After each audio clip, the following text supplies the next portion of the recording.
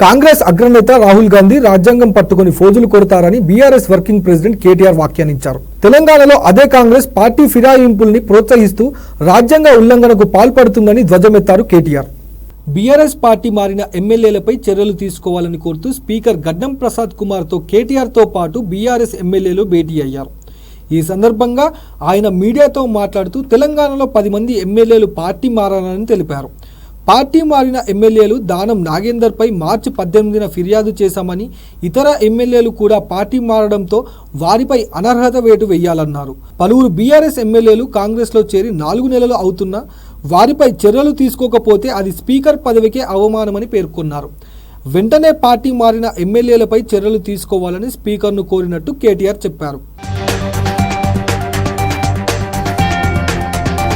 రాజ్యాంగం పట్టుకొని రాహుల్ గాంధీ ఫోజులు కొడతారు, కానీ ఇక్కడ రాజ్యాంగ ఉల్లంఘనకు పాల్పడేదే కాంగ్రెస్ ప్రభుత్వం అని ఫైర్ అయ్యారు కేటీఆర్. హర్యానాలో కాంగ్రెస్ పార్టీ నుంచి వెళ్లిన ఎమ్మెల్యేపై చర్యలు తీసుకోవాలని అక్కడి కాంగ్రెస్ కోరుతుందని తెలిపారు. అలాగే కర్ణాటకలో 50 కోట్ల చొప్పున కాంగ్రెస్ ఎమ్మెల్యేలను కొన్నారని అక్కడి సీఎం చెప్తున్నారన్నారు. పార్టీ మారబోమని గోవా కాంగ్రెస్ నాయకులతో రాహుల్ గాంధీ ప్రమాణం చేస్తున్నారని, కానీ తెలంగాణలో పార్టీ మారిన ఎమ్మెల్యేలపై చర్యలు తీసుకోకపోవడం విడ్డూరంగా ఉందని కేటీఆర్ వెల్లడించారు.